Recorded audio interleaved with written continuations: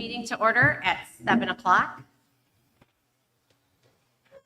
We could all say our opening, our mission statement together, please.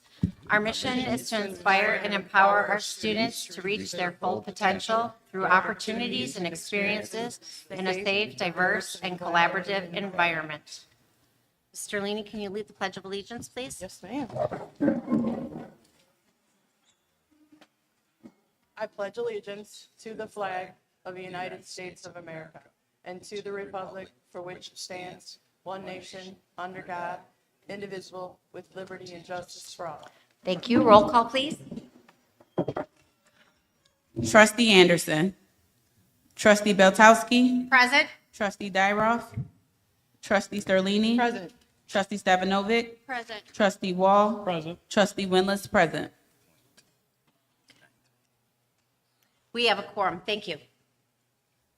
The adoption of the agenda. Be it so resolved that the Board of Education accepts the October 1st, 2025 agenda as presented. A board member may request an item be moved from the consent agenda to the superintendent's recommendations. May I have a motion? So moved. Support. I was about to, but Derek was already quick. I was waiting for her to say something. I was before- too. That's why I was waiting. Sorry. We do have to change one thing under number 7, superintendent's reports. It should say that Ella swam 117.93, not 0.86, 0.93. Okay. That's the only change. Oh. Any other questions or comments? Seeing none, roll call, please. Trustee Sterlini. Yes. Trustee Stavanovic. Yes. Trustee Wall. Yes. Trustee Winless, yes. Trustee Beltowski. Yes, motion carries. Thank you. Next up on the agenda is public comment on agenda items only. Do we have any public comment on agenda items only at this time?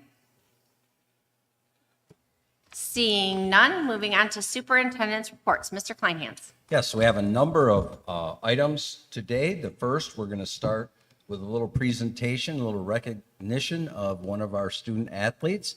So if I could have Ella come on up front, if you would, please.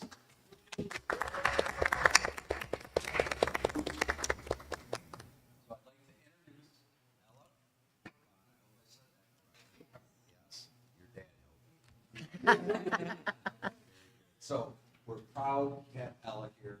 She's everybody I talk to talks about what an awesome student and Closer to the microphone. what an please. awesome student and awesome person that she is. She's also very talented in the pool. So she broke one of our school records in the 100 breaststroke, and that's the change that we just made.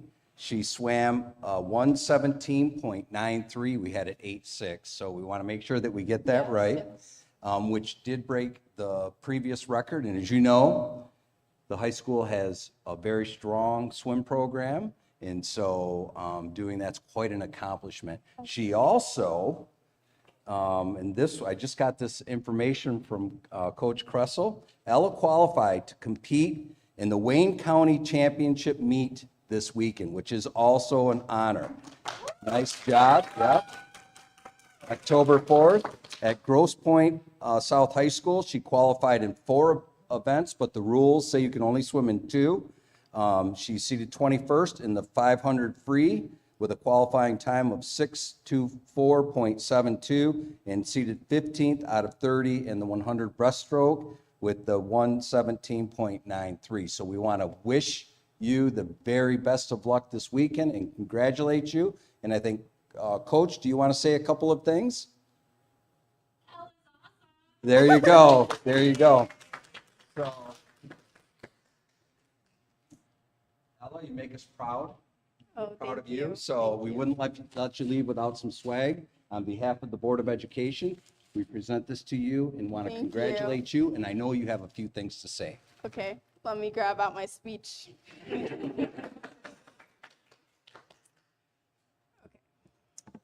First, thank you all for coming and supporting me. I've come a long way in swimming. Since freshman year, my goal has been to get on that board, and it's incredible that I finally did it, and even better on my birthday.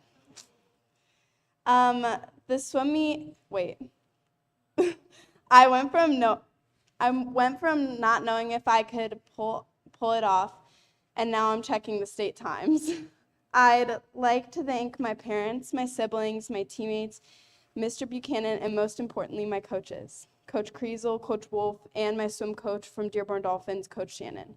Thank you all for making adjustments so I could have a better chance at excelling in this great sport.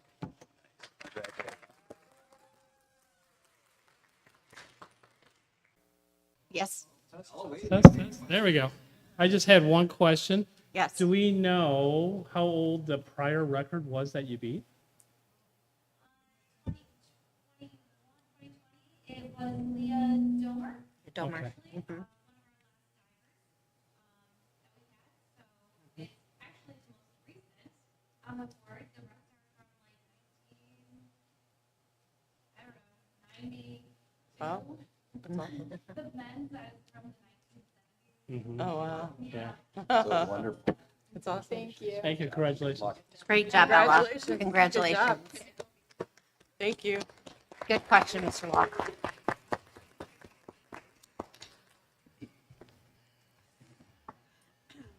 Okay, so moving on, I just wanted to update the board on the construction projects that have been ongoing. The HVAC projects at Polk and Pardee, waiting for final inspection, and then on the weekend, they'll come over and do the cutover of the power, get that project wrapped up. At the Bedford site, we're very excited. Last Friday, we opened the playground. You could hear a collective roar from the kids coming from the building out onto the playground. And the interesting thing was, after they did all of the stuff, they went on the basketball court and played catch with the football. So the bigger kids. Now, when the little kids came out, they were all over it. So it was really, really very, very neat. So I want to thank everybody's patience for that. But I think if you get a chance to go over there, it is very neat for the students. We did the punch list and walkthrough with Al's Asphalt, and there are some slabs of cement that they have to repair. One got cracked for trucks coming over it, and then there are two other cracks from settling. So they'll come in, they're going to do this work on the weekend, and they'll do those repairs. And also they have to install the bike racks. Once that's done, then we'll grab the picnic tables that are over at the football field. They go on the area by the Big Kids Foursquare, and we'll get those taken care of and moved over. We also did a walkthrough with Little Tykes on that area, and the folks from the Sin Lawn, there are some areas that they need to address in terms of the Sin Lawn. The equipment, one of the slides has a resin substance on it. They're going to take care of that for us and get that so that that's spiffed up. What's left then is the awning and the tables for the outdoor classroom, and then the delivery of the obstacle course, that equipment and installation. And then once those go in, it's wood chips, like the large area of the playground. So there is one thing that I want to comment so everyone understands. We're probably going to get some complaints about the height of the new grass. Well, I'm hoping we do. That means it's growing. The folks from Al's Asphalt, in talking to the landscape company, they said do not mow that grass until the spring. There's straw and there's a binder system on it, a mesh system, and that will deteriorate over the winter. They said if you mow it now, you'll pull up all of the grass. So if the grass looks tall over there, it's by design. So I just want to make sure everybody's aware of that. At the Pardee Playground, we opened that for students as well. And the kids were enjoying the new equipment and the turf. What's left there is to remove the old wood chips and materials, paint the basketball court and the Foursquare courts, and that's where those materials are. So we're working with Little Tykes to get that taken care of. And then once that's done, then they'll install the awnings and we'll wrap up that project. The high school cafeteria, we were probably 2 weeks out of the new seating, the new tables. As you recall the tables that we purchased, the round ones have the logo of the Cougar on them, and that's delayed the production of the thing. We could have got the long square ones delivered with the seats, but I told them just wait and do it all at one time. So we'll hopefully have that wrapped up here pretty soon. So the next thing I wanted to talk about was the Vision to Learn. I did reach out to the Vision to Learn people, and I included the response in the information in the board packet. And I asked them if they could do a double opt-in and an opt-out. And they explained that when they first started this process, they did an opt-in, opt-out, and the opt-in resulted in only about 20% participation. Papers get lost, whatever the case may be. They did recommend that we stay with an opt-out, and one of the reasons why they did is they do have a second opt-out for those kids that need to have further screening. So there is another step in there. So if the parents truly do not want their student to participate, they'll have two opportunities to opt out. But I did want to open that up for discussion to let you guys know that I did look into it, and that's the information I received. So any comments or suggestions? I was going to say, once I saw the information, it made more sense. Yes, So I appreciate that. I agree. I agree. Made more sense. Okay. Okay, so I will get the contract signed and we'll send it out. This is a great program for our community, free glasses for those students that are in need. So pretty excited about that. I did want to take a minute and talk about the building and site sinking fund renewal. The election's on November 4th, so you'll start to see flyers and banners and things that will be going around that explain how important this is for our school district. The renewal generates approximately $1.3 million per year for 10 years. It's a renewal, so it's no tax increase. The money for projects only, no district salaries. And it's very important for the district to continue to improve our facilities.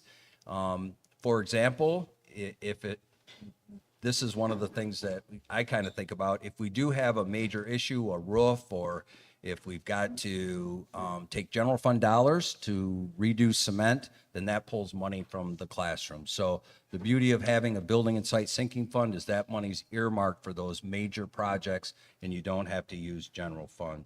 So we have, I think, done a good job with those dollars. The HVAC projects that we're wrapping up, the high school auditorium and the Polk and Pardee were sinking fund dollars, along with the entire Bedford site project was all sinking fund dollars. So we're making good use of that with those monies. If it's approved, the projects will span over a 10-year time length, and they include a roof project here in this building, not the entire roof, the oldest section, cement repairs throughout the district, sidewalk and drop-off lanes, a roof project at the board office. So part of Polk is the board office. That roof needs repair. The Pardee parking lot project, I think if you were at the game Friday night, you probably, or you go there, you'll know we definitely got to do something with that. OW Best and AHS Univent and HVAC project. So if this does pass, and once that's completed, it's down the road a bit, but once that's completed, then all of our buildings will have HVAC. District-wide restroom refresh.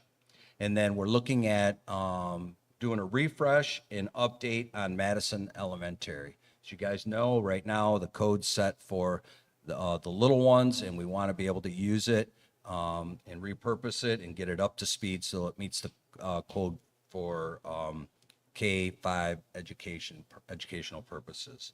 Also included in this, if this does pass, is the AHS parking lot. It definitely needs resurfacing. And then the last roof that needs to be done, this would be in the latter part of the project, is the second floor at the high school. So you'll be getting information, and we'll be getting that out. We have the flyers. They got sent to me. I requested some changes. We'll have the new ones back tomorrow. They'll go out to staff tomorrow. I wanted to talk to the board tonight about that, and we'll get information out. There'll be information with flyers, mailers, and information on the website. Any questions? Yes. You said the flyers are going out when? Tomorrow they'll go out to the staff internally, then we're going to do mailers. We're hoping by the end of this week. Okay, because I was just concerned because the absentee ballots already went out. I got mine yesterday, so, yep. Yeah, we did send, in my newsletter to all of our families, I did include all this information that went out last Friday, so. Good point. Okay, And then, then do you have any plans of going to like the Eaton Center or anything to educate the yeah. population that might not have children in the district? yep, yeah, we'll work on, setting up meetings. Yeah. Because we can't hear you. Can you hear me now? Now, Ken. No? No? No, you did when you were closer. Try to cut it off and cut it back. Can you hear me now?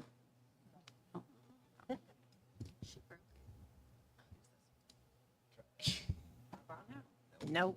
No. Mike, can you guys hear me? Yes. Okay, so the question was, do we plan on going to the Eaton Center? So we'll be looking to set up a meeting to get over there and drop off some flyers. Yep, so we can give them some information as well. We have Virginia, she can help. Okay. That's a great point. Very good. Any other questions about that?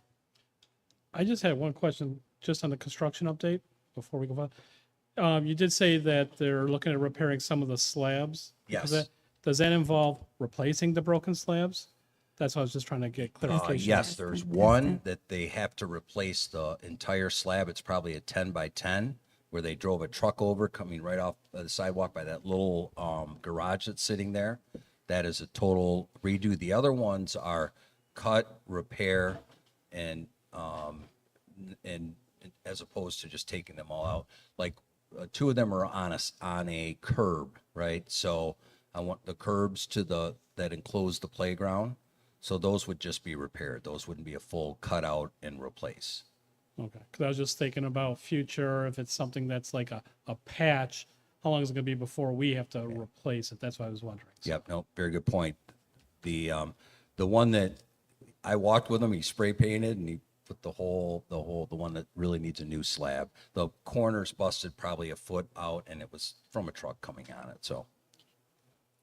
Thank you. Okay, is that good? Everybody good?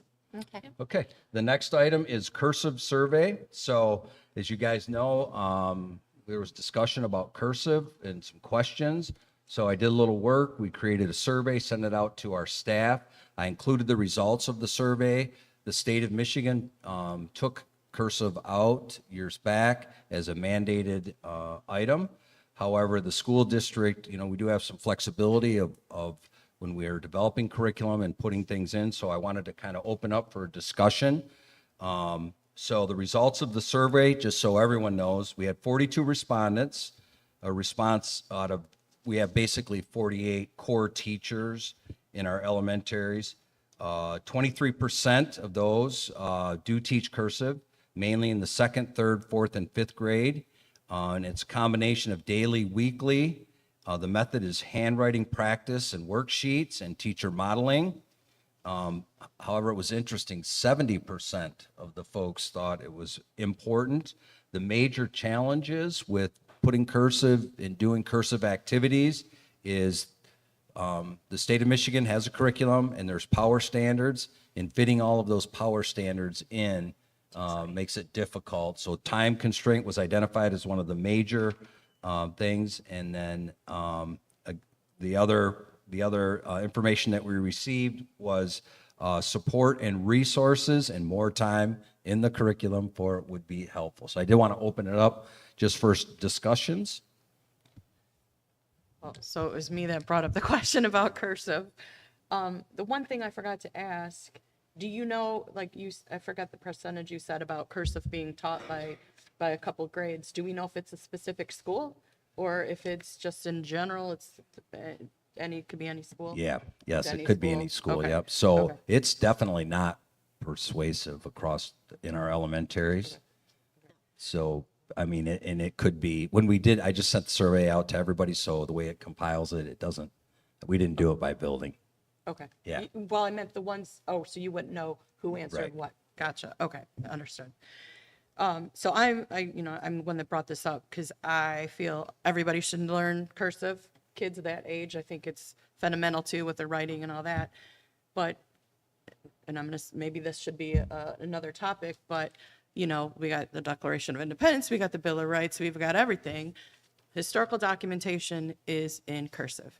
And if kids can't read that, sure, you can Google it, but anything can be changed in Google. So I'm for cursive. I don't know how we can work that in or whatever. That's just my opinion. Yeah. Anybody else? All right. Treasurer Wall? Oh, Go ahead. I'm for cursive because I just love the whole part about sign your name, big X. You know, like, Okay, you yeah. know, I am for cursive. So the thing is I'm sorry, but the historical documents are held in Washington DC, and yes, our eighth graders go there. However, you can get copies of any of those historical documents in print and be able to see those. I do agree that cursive is important as far as signing names and signatures, but even now, everything is done on an iPad, a screen, a phone, things like that. So we have to take that into consideration. I think the biggest thing is the time constraint that trying to fit it in. There are standards that we have to follow, and our teachers are, they're hard pressed to get done everything that they have to get done. I think that it should be up to, I think the teachers need to have more input on this. This should be up to the teachers, and this should be a discussion that the teachers are having about how they want to fit it into their curriculum, how they would be able to do that, and then they could come back to us, and then we could approve a curriculum possibly, but I don't think as a board we should force this on them, Yeah, I'm not saying that at all. I'm just saying, and maybe the parents have a say too. It's their kids in the district and, they should have some sort of say of what they're learning. That's just my opinion. Treasurer Wall? I'd be really interested if that could somehow be an elective course, though. Or there you go. You know, even if it's not until later into high school years, but I mean, we have, I can't remember what it was, but it was like modern technology or something we just approved. We used to have shorthand when we were Right, in right. high school. The thing is studies do show that really, if you're going to start teaching cursive, it should be as young as preschool. I Because understand. preschoolers, when they draw, as I know, they do a lot of scribbling and a lot of circular marks, and that's what cursive is. So there are studies out there that show that, teaching cursive before printing to preschoolers and kindergartners is, a good argument to have also. But I would think that we should leave it to the teachers, as a discussion point, come back to the board with what they have to say. Yes. So the other thing that we are looking into is, okay, so A, what are other school districts doing? And B, if you read and look at the surveys, it appears that teachers kind of fit it in when they can fit it in, right? So maybe what it is if we can go out and find some, I don't want this to sound negative, but a canned curriculum or a canned, not necessarily curriculum, but program that we can have teachers look at and see if that's something, even if it is on a, they got a couple minutes left, right, before they go outside for recess, and we can do a couple quick activities, maybe something like that, or even as such that they're reading a story and they're printing out, and then we're writing it in cursive, practicing our cursive. But a little bit more time, I think, would be helpful to give us some time to research and see what's out there and see if there are. I'm sure if we made a phone call, we'd have people coming in trying to sell us their materials, right? But to kind of get a sense of what other school districts are doing and what it is we can do, even if it's a supplemental curriculum. Ms. Winless, what are your thoughts? Whoops. Go ahead. Yeah, I'm not trying to make more work for the teachers, trust me. I know they work hard. I'm one that, back when I was treasurer, pushed to get them more money because I know how well these teachers work hard. And I'm from the district, so I get it. It's just a, idea, because I know cursive is essential. I truly believe that in all my heart. And to that, maybe this is another new business topic or whatever, we should be teaching civics class in school. We taught it back in our day. Like, that's another one, so I'm just saying. Ms. Stefanovic, what are your thoughts? Just because we are a board and we can't just have like one Sure. one person say, bring up something and say that this has to be done. We need I'm to not saying it has to decide be it done. as a Please board. don't put words in my mouth. I would like it to be done. I think it should be done. I'm not saying you have to do this now. Absolutely not. That is not what I said. I think cursive is important as, like, probably not right now, but obviously you have to learn it now. But I do think it's important, and it is something that is lost for. And you like signing big, sign your signature. Oh, that drives me nuts, that. But I was gonna say, if we were to City Hall, it'd be a study session. It'd be nice to have something where maybe a month or 2 months down the road, because obviously it's not gonna be during this school year either way. Right. But just to find out what is the inputs from the teachers, what is the inputs from other things, and then it comes back to, that would be great. Very good idea. Thank you for that. Yeah. Ms. Winless? Yeah, I like Derek's idea to do a study session. But I do want to say that I believe that we should be teaching cursive in school, in the elementary school level. It's really sad to see students come into the college and not be able to sign their name on important documents like financial aid. Additionally, when you get a mortgage, that is also something you need to sign and it's printed. There are plenty of documents that are not e-signed that students need to be able to sign their signature in a way that it cannot be duplicated, because right now they print and it's easily duplicated if somebody were to find something and just copy their signature. You have to sign your driver's license, and that signature is used to corroborate your voting when you go to vote. So there's just so many reasons why they need to know how to sign in cursive and why they need to know how to read in cursive. So it is my opinion that they should be taught in elementary school in this district, regardless of what other districts do. I like your idea of a study session. And I think maybe going forward, we could do that. We could ask the teachers and have a study session. I think that would be a good idea. Excellent. Okay, great. very good. Thank you. And in the meantime, we will reach out and talk to curriculum folks and the people that sell these canned curriculums or, sell materials to support and see what's out there. Okay? Excellent. Thank you. Thank you. The final item is I just wanted to, and we put the financial statements in the board packet, so you guys have those. But today was obviously a very interesting day, as you know.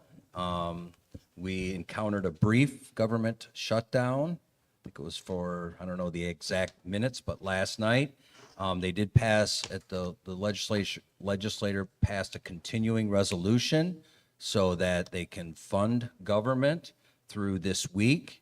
Right before this meeting, I did receive an email from our folks in Lansing indicating that, they put it off 7 days. They are hoping to have a vote on the budget tomorrow evening. But again, we've heard that before, so not sure. But I did want to address it because there's all kinds of information. As you know, some schools had their some schools came out and made it clear that if the legislature doesn't sign the budget, that they can no longer offer free and reduced lunch. And we've been, as a board and as a leadership team, adamant that we're going to continue to offer breakfast and lunch for our students, free breakfast and lunch. The governor did send out another memo today to all of the school superintendents saying if you were one of those districts, please consider changing that and feeding the students breakfast and lunch, because she believes that it will be in the budget. One of the things we know for sure is they have to do a school aid budget by October 20th.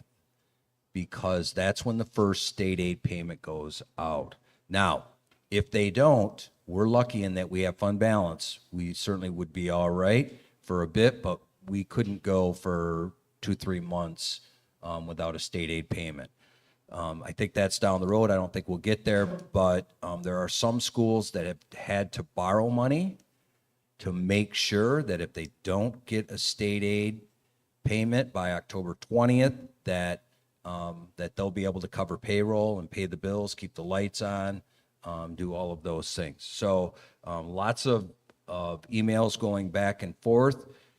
With the school aid budget, as you guys know, they are not saying a word of what's in it.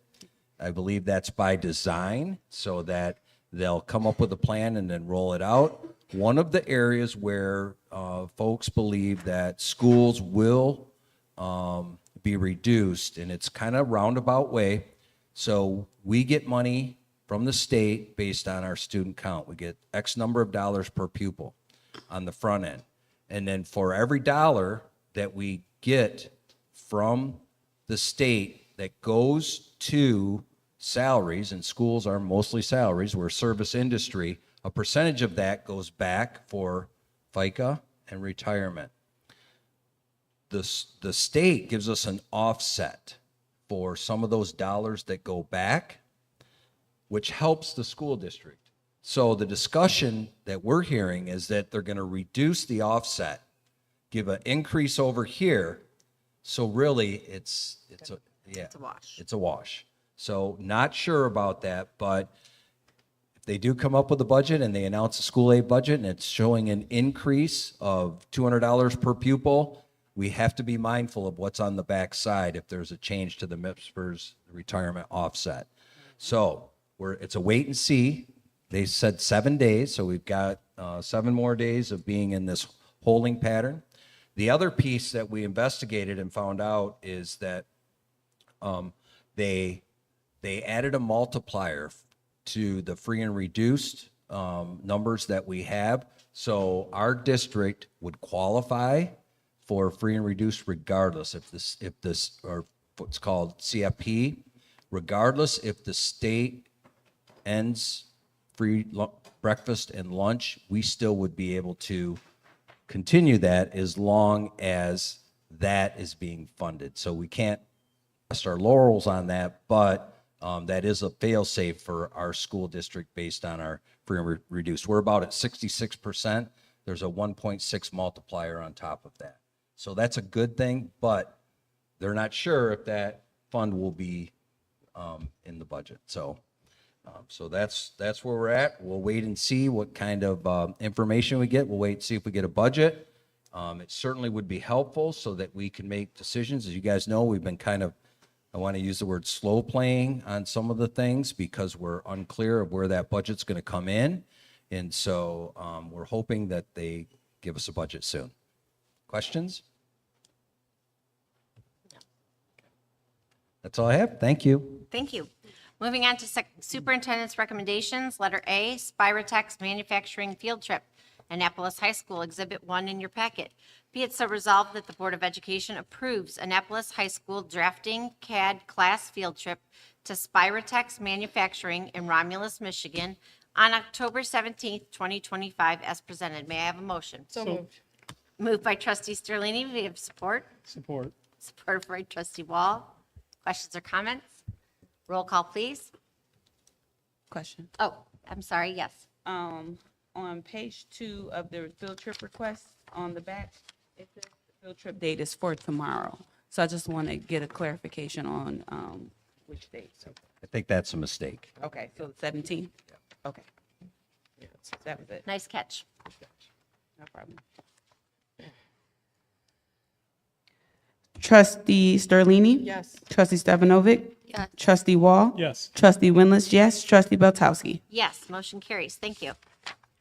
Letter B, Lansing Center Theater Competition and Festival, Exhibit 2 in your packet. Be it so resolved that the Board of Education approves Annapolis High School theater students grade 9 through 12 to attend the Lansing Center's Theater Competition and Festival on December 12th through December 13th, 2025, as presented. May I have a motion? So moved. Moved by trustee Sterlini, Support. supported by trustee Winless. Questions or comments? Yes, Question. trustee Winless. Can we get the name of the hotel once it's determined? The paperwork said that it wasn't determined yet, but once you get it, can you email it? Yes, we can do that. Thank you. Anybody else? Roll call, please. Trustee Sterlini? Yes. Trustee Stefanovic? Yes. Trustee Wall? Yes. Trustee Winless, yes. Trustee Beltowski? Yes, motion carries. Thank you. Letter C, first reading of proposed, revised, and reissued board policies, Exhibit 3 in your packet. Be it so resolved that the Board of Education approves the first reading of proposed new, revised, and reissued Neola board policies as presented. Policy 1400, job descriptions. Policy 1420, school administrator evaluation. May I have a motion? So moved. Moved by trustee Sterlini, Support. supported by trustee Winless. I'm giggling because it looked like trustee Wall wanted to jump in there. Questions or comments? Question, a Yes. comment. That's where I wanted to. jump in. Treasurer Wall? On the first policy for job descriptions, the part was removed on the alcohol and non-prescribed controlled substances. Is there any reason why that was removed? Yes, yep. So, because that information is on a job description and a job description is posted, okay, versus the form that we have every employee sign and date, and we keep a copy in their employee file, is this Drug-Free Workplace Act document. So that's why we want to make it clear to what we're actually doing. So, and it makes more sense to have it on that document, so when we hire someone, they're signing that they've read this and they understand it. And that's what I thought, but I was just like, what if, for some, who knows reason, it wasn't on the document, then that's what I was asking. It's on every document. Yeah, Okay. it is on all of the documents. The person that takes care of that she makes sure that that is signed and in their file and it's complete before they even start. Okay. Isn't it, it's like a one-pager. Yep, it's a one-pager. Yep. And it's pretty much the same for, Yeah. okay, It's so the it's same not for like it's, everyone. okay, perfect. Yep. Good point, though. Yes. Mine was on the second policy. So for the second policy, after highly effective, I think the or shouldn't be there. When I read that sentence, that or seems like it's an extra word that we can get rid of. Yep, I see it. Yep. Okay, and then throughout the document, district is either lowercase or uppercase. I believe it should be uppercase, so if we can just go throughout the document and make sure that it's uppercase, that would be my only two edits. And great job, policy team. We'll make those changes for the second reading. That's exactly why we do a first reading, so thank you. Yep. Any other questions? Roll call, please. Trustee Stefanovic, Yes. trustee Wall. Yes. Trustee Winless, yes. Trustee Sterlini. Yes. Trustee Beltowski. Yes, motion carries. Thank you. Moving on to unfinished business. Do we have any unfinished business to come before the board? No? New business. Any new business to come before the board? I think that we should just maybe put under new business that we would like to perhaps have a study session on cursive, and you suggested civics. Yes. Is everybody okay with that? So we'll put that under new business, that we can look at some dates to get that on the board, to have a study session, to discuss those two things. Are you okay with doing it, both things at one study session? Yes. Because I'm assuming if the study session, hopefully we're gonna have some potential teachers or somebody that might come to that. Right. So I don't know if, depends on how long the one goes before you go into the next subject. I don't know. I mean, I'm just thinking about that. But yeah, I guess that would make sense. I think it'll be fine. Yeah, I think it would be fine too. So are we talking about like the next board meeting, we might pick some dates then? Yeah, we'll throw some dates around the next board meeting. Okay. Yeah. And hopefully everybody's here, so that way. Right, right. Okay, thank you. Thank you. District Points of Pride, Mr. Kleinhands. Okay, very good. So we're thankful and prideful for a good start, especially with the HVAC in the 2 elementaries, as well as the playgrounds being open and things rolling. At Madison, they're doing a lot of great things for she calls them the littles in October, Picture Day, Fall Festival. The firemen are coming to put on a presentation for Fire Prevention Month, and they'll also be doing a Halloween parade. At Bedford, this is from Marcy Jopi. Our playground is done, and I'm so excited. And the kids certainly are. If you haven't already seen it, come by. It's amazing. They had an evacuation drill this past week. I thought this was interesting. There are more than 400 staff and students at our evacuation meeting spot. Could have been, and she said, you could have heard a pin drop. So we coach our kids, when you get to that spot, you got to be quiet, you got to listen to teachers. They did such an amazing job taking it seriously and following directions, and she just put proud moment. So that's good. At Pardee, celebration of homecoming week with their own spirit week. It included Lions Day, Hat Day, and Blue and Gold Day. They had mentors from the high school visit and read, as well as work with the students in various grades. This month, they'll welcome the football players and the cheerleaders. And then also they wanted to thank the Board of Education and Mr. Kleinhands for the incredible facelift they received on the Pardee playground and the other outside areas. Everyone loves it. And then at Polk's 5th grade students will be attending the YMCA Store Camp on October 6th. At camp, they'll experience many team building activities, including rock climbing, archery, fishing, cold-blooded animals. Not sure what that is, although I heard we did have one in our neck of the woods, but I won't mention that. And building fires, learning to build a fire. I think there was an alligator somewhere. There's an alligator on the Lyle. Yeah, hopefully it's not that one. Students in grades GSRP, young 5s through 2nd will attend a play, Don't Let the Pigeon Drive the Bus, performed by U.S. Theater Works, hosted in the Annapolis High School auditorium. So the kids, we did that last year. It's very cool event. At OW Best, they're commemorating Bullying Prevention Month by wearing orange on October 1st. That was today. Students are pledging against bullying for the school year as well. Students made ribbons that solidified their stance against bullying. The sports teams are up and running. Football, boys football, girls volleyball, and cheer are going well. Students are focused and making great plays. And then we received this email. It actually came, I received it as well. This is from the bus driver. So, well, it's from the transportation assistant, but from a bus driver. And it reads as such: I'd like to report to you the praise I received about your OW Best football players and cheerleaders yesterday. The driver that took them to their destination came into me when she got back and said in the 32 years she has driven a bus that this is the very best group of students she had ever driven. She said they were all so respectful and she really enjoyed them. She just wanted to pass along the good things being said about our students. So very cool. Very cool. At the high school, the Spirit Week was craziness, right? All the class sponsors were very busy. The students did a great job. The homecoming was a success. The whole event, the parade, everything, the weather was absolutely beautiful. I remember a couple of years ago, it was raining sideways. So absolutely beautiful. Student council did a great job. And Mr. Millett also wanted to congratulate the cast, those folks that were selected for Matilda, the musical, and that will be a production January 9th through the 11th. So pretty cool.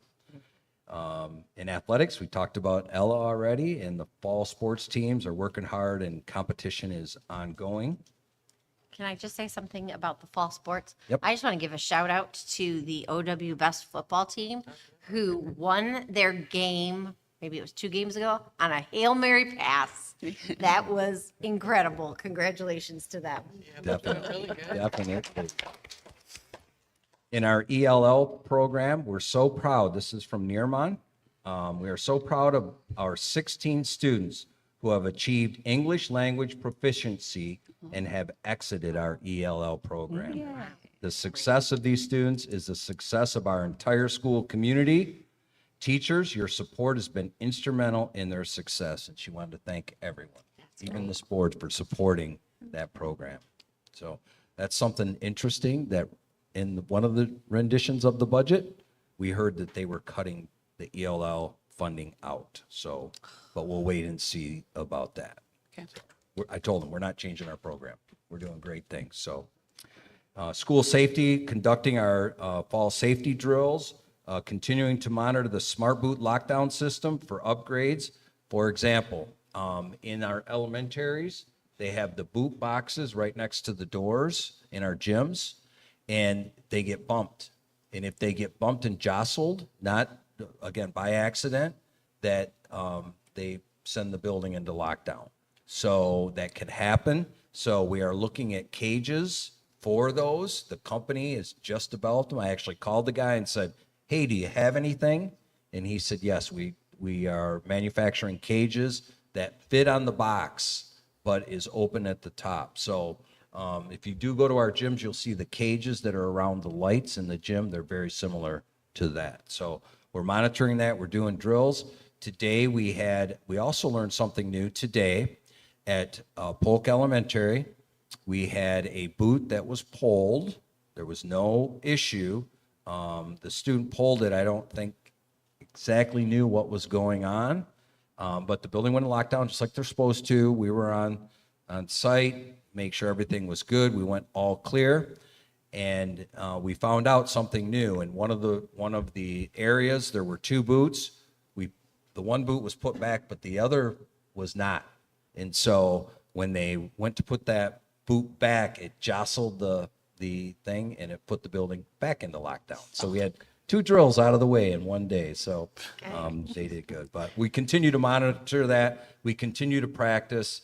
Again, so I was in my office when the lockdown went down. Well, what we do is we immediately call the principal to make sure that everything is safe and get on the cameras and find out what's going on. So we, in a safe manner, make our way down. It couldn't have been a minute, and Polk was locked down. I mean, it is that fast. These teachers know exactly what to do. Just as a superintendent, knowing that we have that system in place is if someone comes in to cause harm, I know that that we can do everything that we can do to help everybody stay safe. So I'm so glad this board supported that. Cheryl does a good job with running the drills, does all the work with the lockout company to make sure that we're good to go. In our tech area, they're working to improve the sound and the audio quality on the football field. The drives and the speakers out there are old. Repairs are in progress to improve the atmosphere of our home games and events.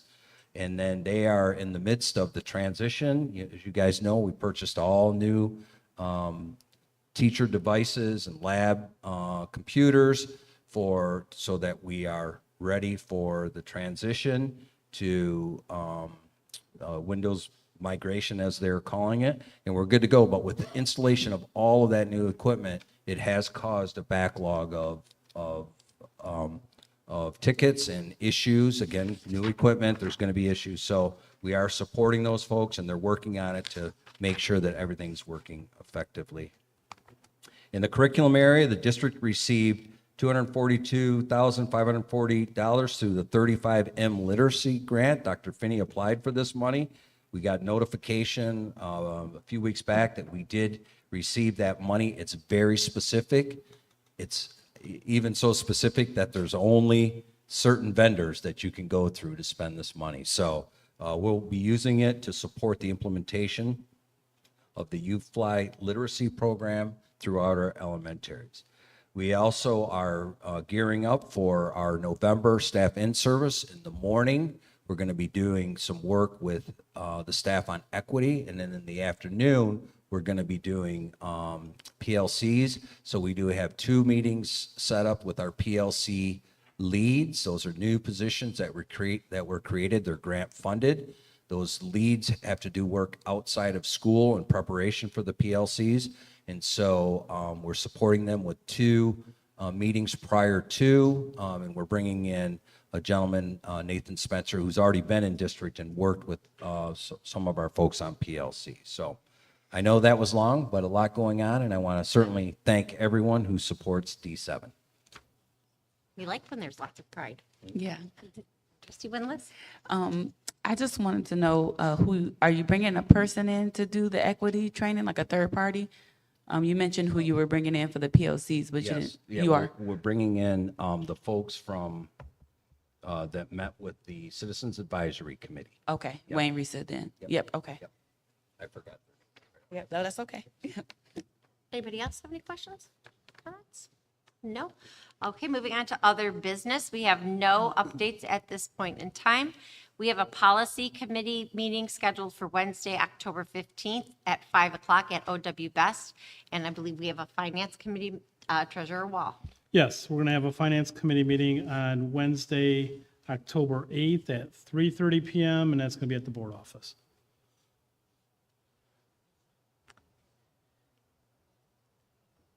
So that's Wednesday, October 8th at 3:30 at the board office. Correct. Thank you. I thought I heard somebody say they didn't hear. Is there anything that needs to come other business? Anything else? No? Moving on to public comment number 2. At this point in time, if anybody has anything they would like to address to the board at this time, please come forward, state your name and your affiliation.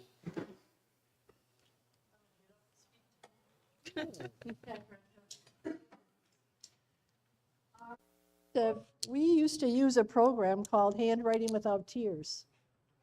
So you might want to look into that before you do a study session. I don't know if Ms. Crezo remembers it or not. But we did do it. It's easy. It's lowercase letters. They all have a little tail at the end, which you add to the next letter that has a tail. So, I use handwriting without tears in my class, yeah, but so I I have liked not it seen a cursive when we did it, component of it. but we had it before, Yeah, okay? thank you. Thanks.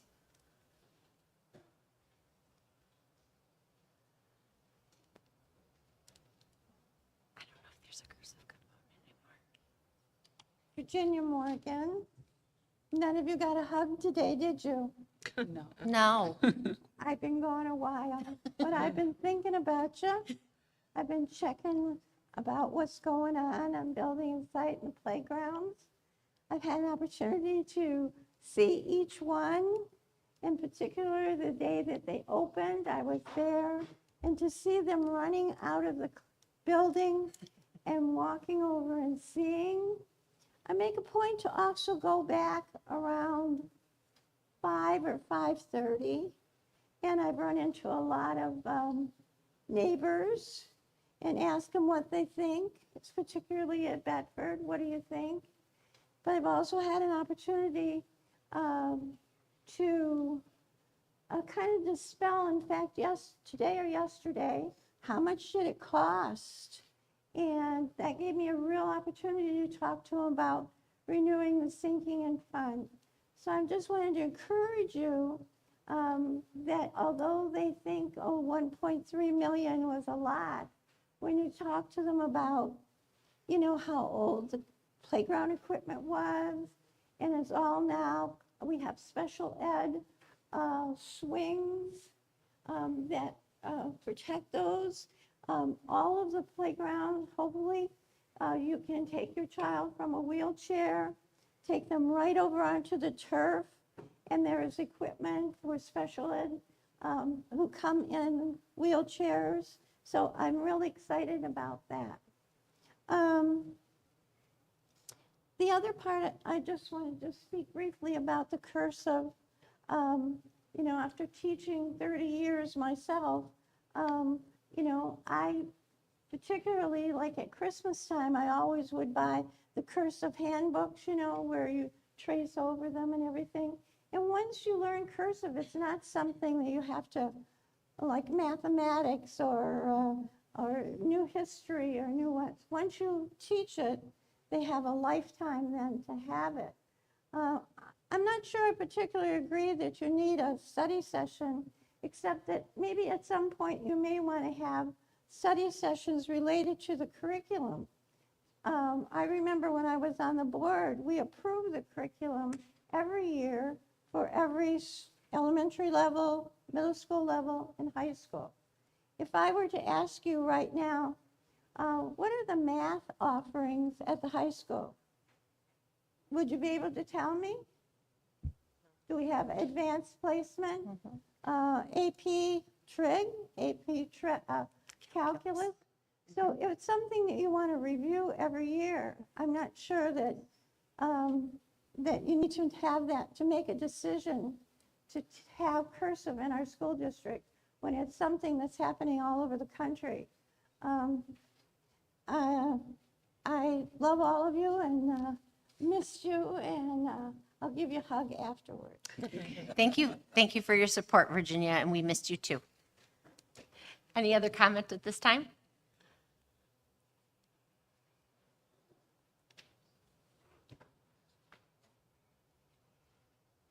Michael Herbon, not swim related, by the way. So the district introduced the Yonder pouch this year for the cell phones, very controversial. I personally agree with taking the distraction out of the classroom. At OWS orientation, though, I did bring up when you're doing the boot drills of also practicing taking the phones quickly out of the pouches. And the principal did say she was going to bring it up. I don't know if she did or not, but wanted to at least bring that idea to your attention because, you know, obviously there's been way too much of it happening recently. So definitely needs to be something that I think is practiced as part of the boot drills.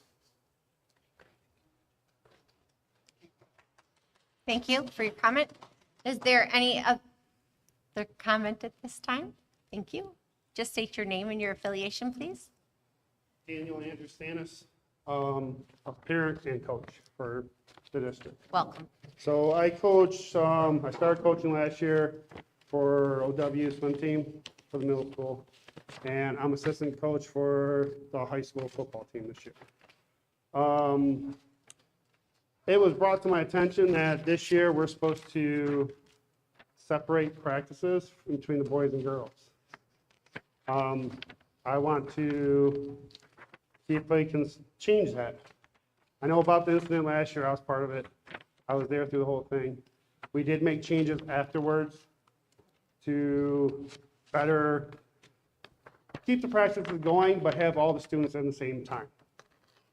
The benefit of having the teams together is for the fact that we are a mixed team. So when we go out to compete, we compete as girls and boys in relays. And how are we supposed to practice those relays and then compete at the same time?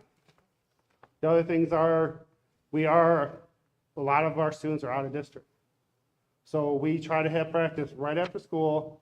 9 times out of 10, we get there.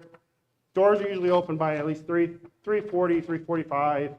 We're on the pool deck, got the lions in, ready to start practicing by at least 4 o'clock. The problem is, if we do separate practices, we will lose swim. This takes away from the kids. We've already had plenty of kids come up to me asking me about, you know, are you going to coach this year? I'm like, I have not been told not to coach. Brian and I are on really good terms. So as of what I've known so far is I am being brought back for the OW coaching position. I am doing it with another coach. Last year, there was almost no team at all.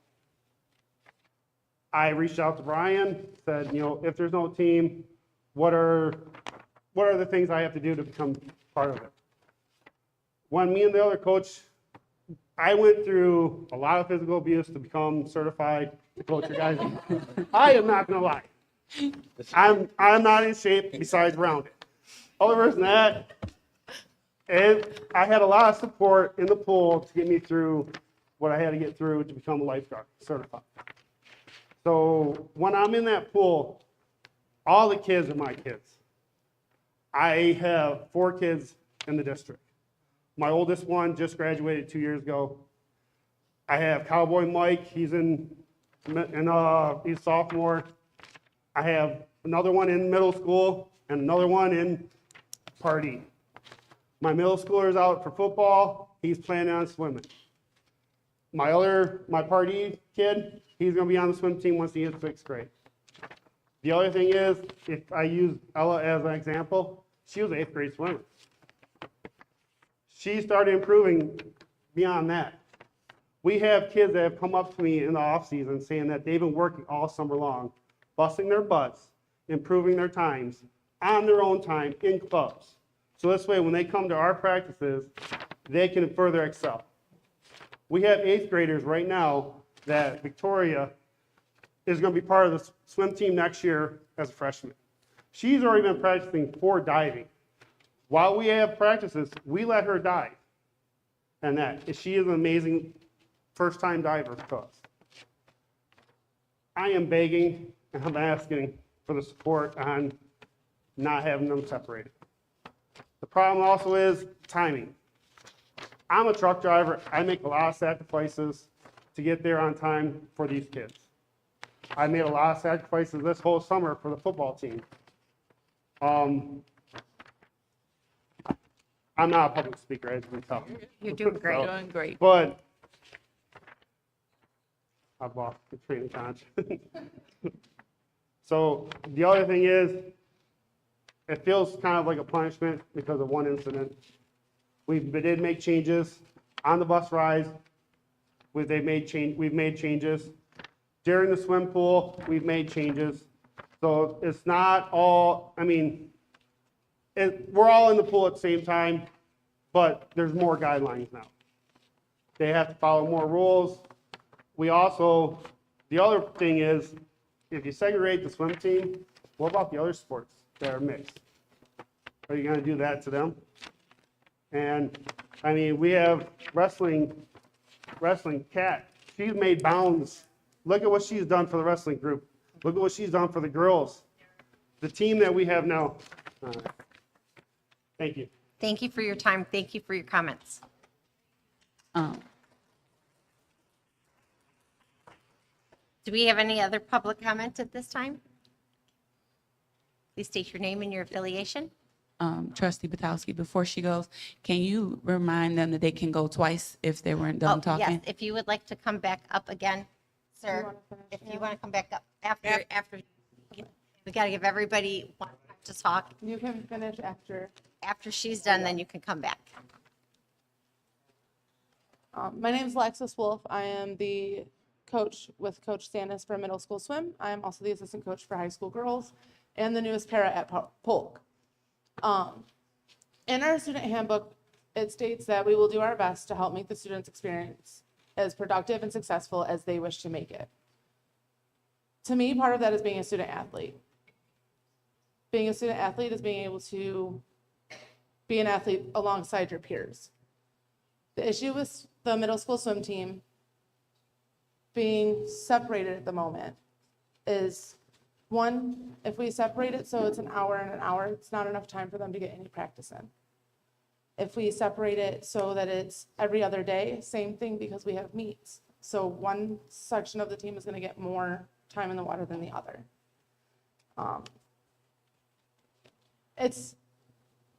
I love that we are a open enrollment school and that we get to bring students in that are unfortunate for their own district.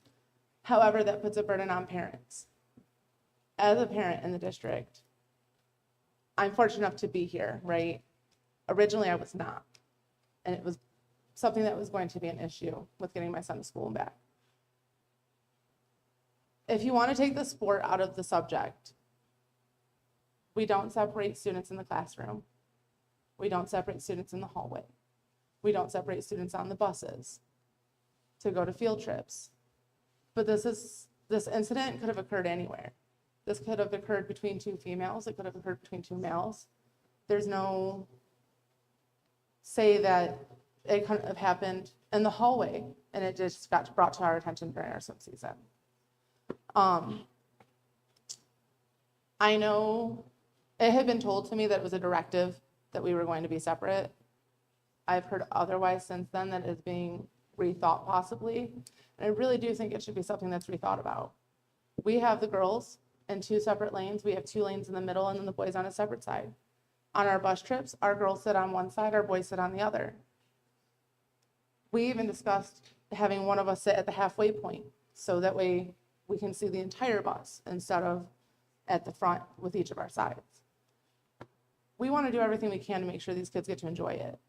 Mr. Clanahan, you yourself said that where did it go? You said that we have a very successful swim program. Part of the success of the high school teams is having the sportsmanship taught at the middle school level. We had an awesome team last year, and I want to carry that on. I have no worries about not rejoining as a coach. This district has been part of me since I was in 8th grade here at OW. Sports have never been separated as far as I'm aware. I just don't think that it should happen now, especially when our mission states that we're going to give them their fullest potential through opportunities and diversity and collaborative. Separating them is pulling apart the collaborative part of it. It's pulling apart the diversity of it.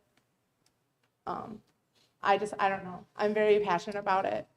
I think that leaving the boys and girls on separate sides would be more ideal, because having an hour of practice would not be. Our team wouldn't succeed like it did last year. We didn't lose a single meet last year. We don't claim undefeated like our high school girls. but for first year coaches, we didn't lose a single meet. Part of that is having our team work together. I know from personal conversations, if we were to do, say we did boys before girls, or girls before boys, because our team was primarily female last year, the likeliness of us getting boys to swim is very few. We already compete against small schools. I would like to keep our chances as high as possible.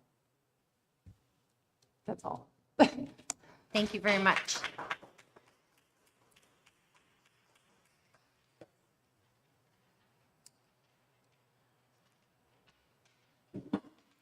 Hello, Christina Gay, parent, but also on behalf of the swim team. I'm here just to support middle school swim staying co-ed. Most of you will remember me from last year. My daughter Catherine is the female wrestler that qualified for states, and was before mentioned, if we're gonna start separating sports, that would be a concern at all levels. You know, what are we gonna do with one girl wrestling by herself with no one to practice with? Separating them on the buses. We just got accolades for how well our cheerleaders and football players behaved on the bus together. You know, the best that bus driver's ever seen, and that was co-ed on the bus together. My daughter, cheer captain at OW Best, was part of those accolades. And also, you know, D7 athletics, it's been co-ed the whole time that we've been here for OW Swim. We would like to see that continue. It obviously has produced great swimmers. It's produced great teammates. It's teaching them at that age level how to be a good teammate, a good classmate, a good coworker in the future. We would just like to see that continue. Again, that is, you know, helping grow their bond, so that way when they get to the high school level, they are already helping grow this great swim program. I would like to see the coaches continue being able to coach that way. As a parent that does come from out of district, it would be extremely difficult to have separate times, delay an hour or 2 hours, and then have shorter swim practices. All of those are valid points that the coaches have made, and I'm just here as a parent to support all of those from a parent's point of view. So thank you. Thank you. Go ahead. My name's Clarice. I'm also a parent. My daughter Kennedy is on the track team. She's on the wrestling team. She's one of the few female wrestlers we have. She's also a member of our swim team. She was part of the incident that happened last year. She's expressed to me deeply not wanting to have her practices separated. They are a family. They push each other. These kids have been together since they were in elementary school, a lot of them. 6th, 7th, now she's in her last grade of 8th grade. She wants that push, that push where she's not competing with the boys during practice, it makes it harder on her to compete with them during games. The girls never wanted separate practices. I see all of them, I go to all their games, I go to their practices. None of them want to be separated. It's a punishment for them if you separate them. That's a punishment for them coming forward and voicing, having a voice. Do not punish our girls. Make them feel empowered. Let them maintain their practices and feel empowered to, it's okay. You can come forward. You're not going to have repercussions on you for voicing when something is wrong. That's it. Please you. support our coaches, support our girls. Thank you.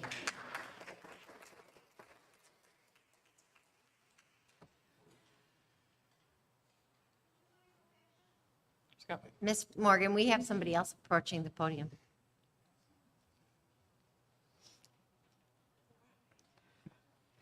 Hi, Please state your name. Barb, for sure. Thank you. Barb Young. So, love the Yonder Bags. Okay. So, glad to finally be back. Last year was just super hard for me. Was in 2 car accidents, so that's why I haven't been here. That's why I was not able to do my role as the PAC rep for the district. But I am back and ready. So yeah, went to the first meeting. Wasn't a lot of information there because it was the first meeting, and they said that it wasn't a lot of information to give. So the second meeting, they said hopefully that they'll have a lot more info. So I can't wait to go back to that meeting and then come back with a lot more information. So yeah, but I do want to let the district know that I am available for to come to any like IEP meetings. I love going to IEP meetings. I love being support. I love if you need me to go and just sit with you. I love being a bulldog in the meetings. I just love helping. So if you want help, my email is barbyoung93. You can contact me and I will come. Okay, please. I have no problem coming and sitting. I will have no problem addressing what the IEP meeting is, what that even means, or the other horrible letters that they give in the special need community. And what else do I have here? So I hope that you do adopt the cursive curriculum because kids become adults that needs to know how to sign documents. It's very important. We've been teaching our kids how to sign cursive for years, and they actually love it. They think it's some kind of special ability because a lot of kids and some adults don't know how to do it. I'm telling you, it's pretty awesome. Teachers should be included on how they can fit into their schedule, but it shouldn't be optional. They should be included, but they should definitely be doing it because kids should know how to do it.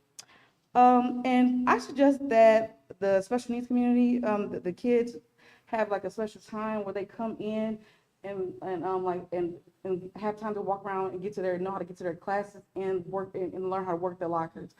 My boys had the hardest time learning how to go from class to class and then getting and work in the lockers. They practice great thing for ABA that they do ABA. So this summer they work combination locks. Like I said, I love ABA. So when your kids have ABA, those are things that they can work on before entering that next grade. So they worked on those things before coming in. But when you're in that setting, it's faster. It's a much faster pace. So they had so once they got in and you have all the kids around, it's loud. So it's much different. So trying to work those lockers, and then some lockers don't work. That's a problem too. Making sure the lockers work. We need to make sure that's a thing too. Especially when once your last name starts with a Y or a Z, you start to get the crappy things. It sucks. It sucks. I'm telling you. Once your last name get there, you get the crappy things. So you get the lockers that stick. Let's work on that too, guys. Let's try to work on those things too. But making it where the special needs community have a set time where they can come in and learn how to get to those classrooms. My son went to the wrong classroom and sat in that classroom the whole time and didn't even know it until the next day. But those kind of things like they need help with, and it should be somebody maybe checking in with them like, hey, did you get to that class this day? It should be something to where they have that help. They need a day or two to learn how to get to those classrooms, especially the elementary kiddos coming into the middle school, they need a little bit more time, like, to learn. So if that means that the PAC rep have to come in and help with that, I am more than willing.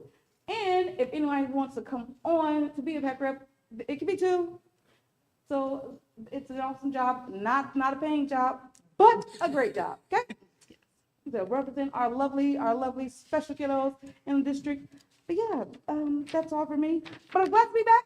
So, yeah. Yay. I have a question for you. Yes. Miss Young, do you have a date for that second PAC meeting? No, it's next month, but I will get it to you. All right, and we're glad you're back also. Thank you. Yeah. And yes, Vice President Sterling. Yes. Your email address, you said Barb Young 93, but is it Gmail? Gmail, yep, I'm sorry. BarbYoung93@gmail. Perfect. Thank you very much. Yeah, no problem. Thank you, guys. Anybody else wishing to address the board at this time? Okay, you can come up for your second time. Thank you. So as you've heard from parents and the other coach, we are a family. We want to stay together. We want to practice together. We feed off each other. Yes, there is bickering and fighting that all families do it. But at the same time, it's the competitive nature. All right? Guys against girls, girls against guys. Even in the relay, they compete against each other just to push each other to get better times. Last year, we had a couple people join that never swam before. We didn't give up on them. We didn't say no to anybody. By the end of the season, we were able to get the kid to do a 50s there and down. He was able to do that on his own. We told him if he could do that, we'll throw him in the meet. It's the way his joy was just being able to do it. He's actually asked me if I was going to be coming back coaching this year, and I said, as what I've known is yes. And he's like, well, great, because if you're coaching, then I'm coming back. This is the type of kids we have in this district. They feed off each other, they want to learn, and they want to compete against each other. We really appreciate it if you guys consider what we're wanting or proposing. One other thing is, I know this is it's on the swim team topic. I've noticed throughout the whole seasons, every sport gets their own little extra, like uniforms, caps, bags, or anything. We never got anything. We never asked for anything. If anything, is there a way we could possibly make something happen this year for our swim team? So, thank you. Thank you. Excuse me. Yes, go ahead. I know, I was looking in the photos, so you guys don't even doesn't look like you guys have standard uniforms. No, so that was the thing. We reached out to the parents, so we use Band app to communicate with our parents. We reach out to them. We try to color coordinate. Okay, that's what I thought, yeah. So it's very hard. And we let the girls pick what they want to pick, what they feel comfortable with. And that same thing with the guys. We don't do Speedos. That's not, we're not there. We'd rather do the biker shorts and that. And then like the girls, if they want full sleeves, fully covered up, we have no discrimination on anything they picked. And that we don't even have, they ended up having to get their own swim caps, their own swim glasses and whatnot. So yeah, as you've seen, thank you for looking up that and bringing that up. But that is the thing that this year we were hoping to talk to Buchanan and seeing if there was something in the budget and trying to get a head start on it. So this way we'd have it before our swim meet. And that same thing with like hoodies. It'd be nice if we could come in as a team with OW Best swim hoodies and sweatpants. This way we're all unified. So, I mean, even like this year, Coach and I haven't talked yet because she's doing high school and I'm on high school football. So it's really hard for us to communicate and we're actually planning on within the next 2 weeks, trying to come up here, just have a quick meeting, try to recruit people and get more information on them. And this way we can know what our first practice is going to be and how many kids we're going to have and everything. And this way we'll know, we're hoping to, like, if we talk to Buchanan and if you guys help us, maybe at that meeting with the students, we can have something like, hey, this is what we're planning on. So once you're joining the team, we'll send these out, and, parents can order them off the website and whatnot, and that's what we're hoping for. So for me, if anybody doesn't know me from the board, I am a big proponent of school pride, school colors. The schools have to be the right colors. Like, that's how I roll. Like, you go in other schools, and so I noticed that in the photos. Thank I'm you. like, that's just triggers, they Yeah, need well, I that. mean, if you look at all the other sports, they all have they're all Uniforms. unified. So, Thank you. I thank have a you. question, Mary Beth. Yes. You mentioned that you made changes since the incident. Can you elaborate on what things you've changed? So before, we'd have them all in the same lane and whatnot. After the incident, like Coach Alexis said, we half the pool. So there's 6 lanes. If there's more girls, there's usually more girls than guys. So we give them 3 lanes, and the boys would usually take 1 or 2, but there's a separation in the pool, because there's an open lane where there's no interacting.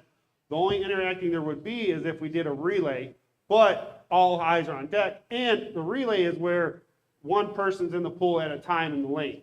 So they go down, back, and then the other person jumps in. So there's no interaction at that point.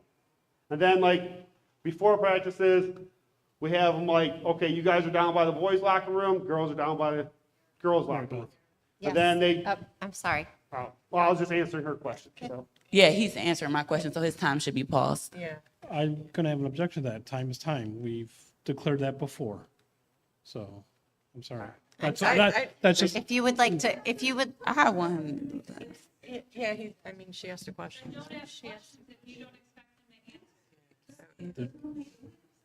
excuse me, can I speak, please? I have no objection. I agree. She did ask you a question. So his time should have been paused when the question was asked. His time should have been paused when the question was asked, but you may go ahead and answer her question. So those are like the changes that we've made, where they don't interact on the deck than that. So then also, like, when we're going to sporting events, there's a lot more people there, there's a lot more eyes there. And then on top of that, in the bus, as Coach Alexa said, we've started having guys on one side, girls on the other. We've also talked about where, like, girls are up front, guys are in the back, and then also having coach up front and a coach in the middle type deal. Okay. I think that was all established when the other coach said that about I the wasn't buses sure if and those were everything. the changes. She didn't just Okay. say those were the changes. So thank you for clarifying. Thank you no very problem. much. Thank you. Thank you.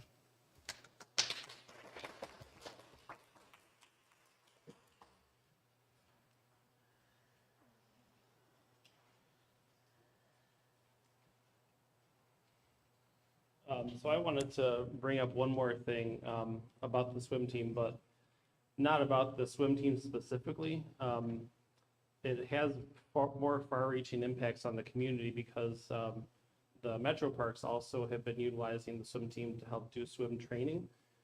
They were featured in a video from the Metro Parks, and the girls did this on their own time, and they provide the swim lessons for free. Even Ella would come home and say, oh, they were so excited to learn something new today. And I've got people that always want to be with me or be with Kat or, be with one of the girls. And I mean, more far-reaching impacts than just the school district itself. And if you start breaking up the middle school aspect of it, and you don't have that feeding into the high school, then you lose that program too, so. Thank you. Thank you.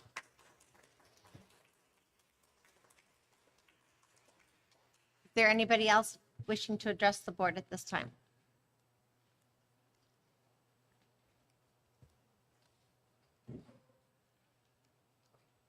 Okay, so, speaking for my kiddos, they want to get into things. There aren't many things to get into, like different little programs and things are available here at the middle school or at the high school. I hear the teachers don't want to stay after school to run the programs either, and I get it.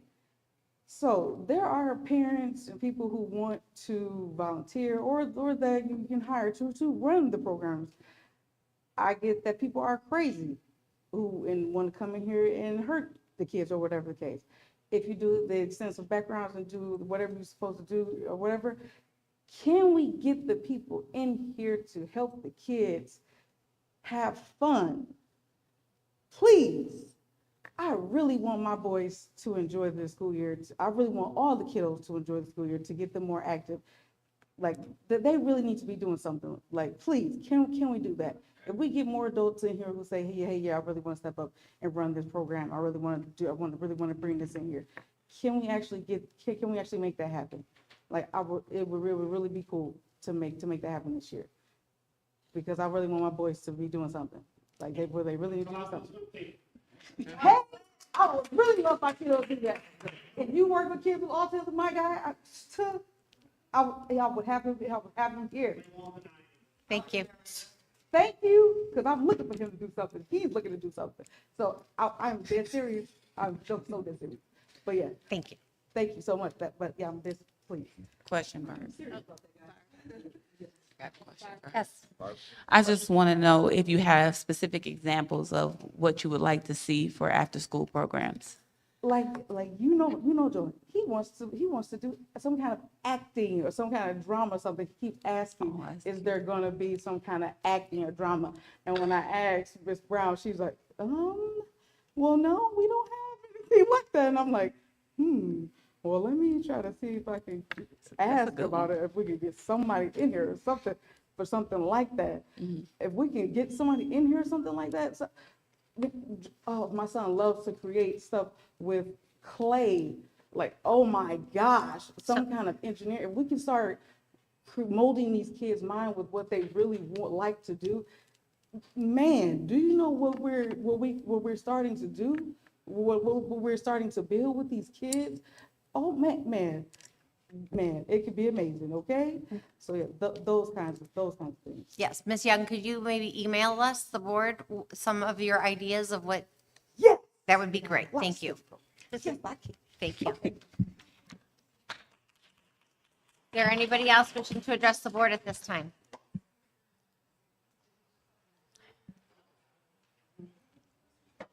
My name is Victoria Warlick, and I'm an 8th grade student here at Beth. I want to help address by doing it with the swim team.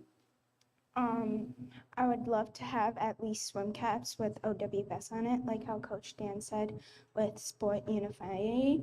And like how Coach Dan also said that we push each other at swim practice with the boys too. We do push each other. We compete, we race each other during breaks, during practice while the coach is helping with other kids. We dive in, see who gets the farthest, or we do pencil dives to see who can hold the breath the longest down at the bottom of the pool. We have tea parties at the bottom of the pool doing pencil dives. It's fun doing that with my guy friends and my gal friends. And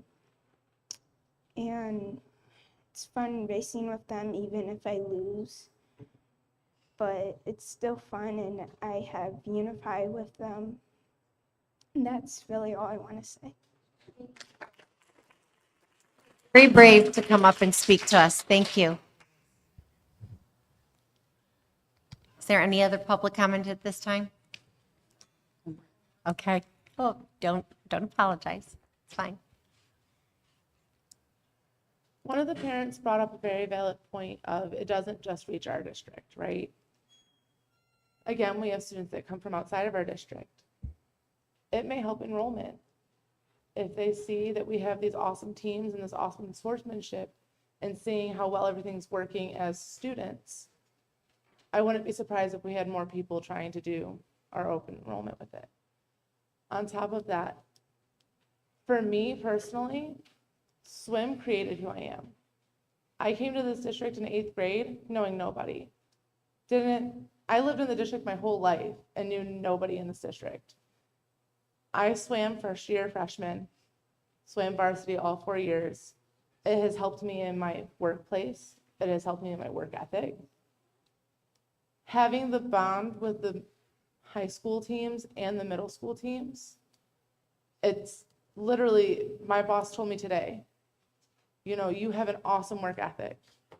And the first thing I do is applaud Karen. Between my parents and Karen, They have taught me how to appreciate and work hard. Having the boys and girls together, they're pushing each other and then we're pushing them because I want to push them to be the best they can. And if we separate their practices and we have them at separate times, I'm sure, this might sound silly, I'm sure that we're still going to feed the girls program fantastically. However, we're just getting the boys program started back up. I would fear that if we separated them at the middle school level and it declined our intake of boys wanting to swim, that by the time they reach high school, they're going to have already chosen another sport, which means that our swim program there would fail. I don't want to see that. I just said in my interview that this district has not failed me in the 16 years that I've been part of this district. You're the only one that knows that.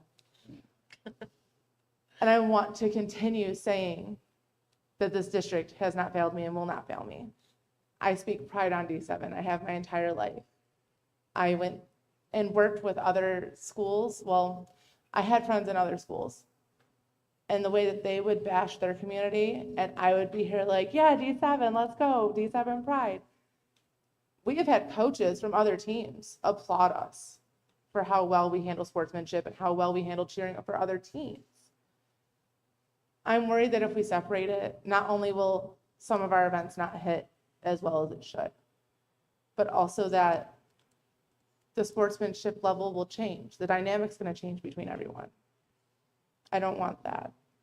If it comes to when we do our relay events, practice-wise, that we have a girl jump in one lane if she finishes her length, and then in the next lane over, we have the boys do it so that there's still separation during practice, so be it. That's something that I would love to do. I just don't want to see them torn apart. One of our swimmers is a travel baseball player. He has already openly told me that I don't know if I can commit to swim if practice is pushed later because I have other commitments. So, thank you. Thank you.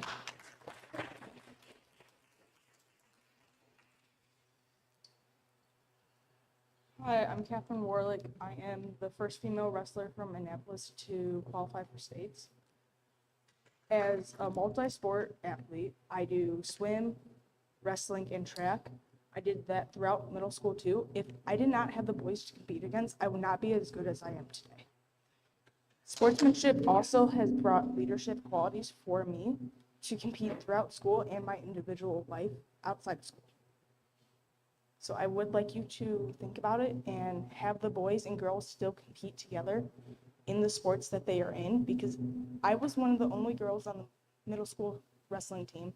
If I did not have the boys to compete against, there would be no girl wrestler today that I am. Thank you. Thank you, Pat.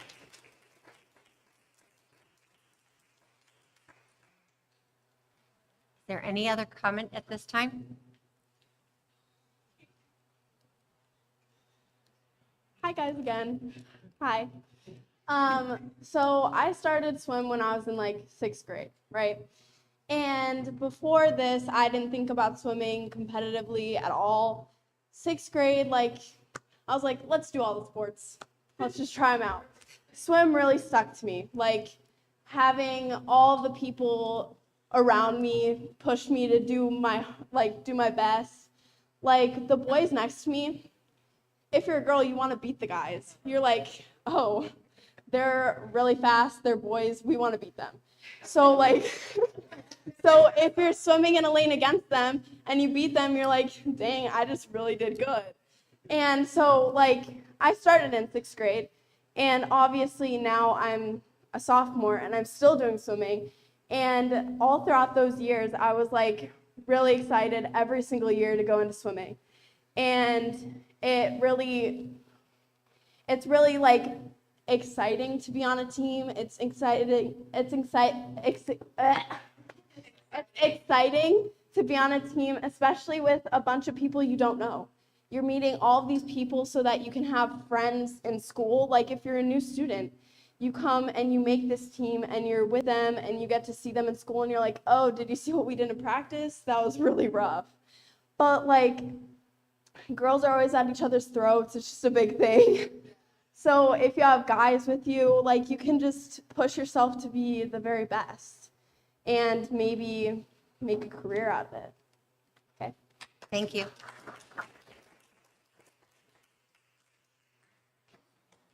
there any other public comment at this time? Seeing none, we will move on to kudos. Do we have any kudos today? Yeah, I have one from Dr. Benjamin Unger from sixth grade teachers. Oh, it's to Dr. Benjamin Unger from the sixth grade teachers. My apologies. The date is September 16, 2025. Thank you for creating the OW Best Staff Portal. This portal is an excellent resource for the staff. It is a huge time saver for us. We are beyond grateful for all the time and effort you put into this. Great. Anybody? You guys have any? Do you have any? No, but I just wanted to give them. Okay. Yes, trustee Sterlini?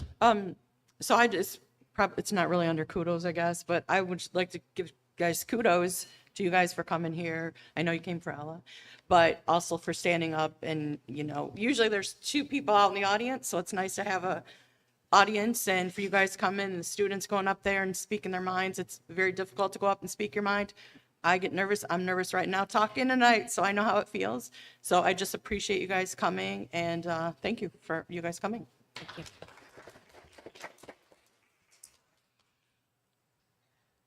Seeing as there's no other comment, we will adjourn this meeting. Be it so resolved that the Board of Education adjourns the meeting at 8:36 PM. May I have a motion? So moved. Moved by trustee Sterlini. Support. Supported by trustee Winless. Roll call, please. Trustee Wall. Yes. Trustee Winless, yes. Trustee Sterlini. Yes. Trustee Stevanovic. Yes. Trustee Beltowski. Yes, motion carries. Thank you all for coming. Drive safe. Drive safe.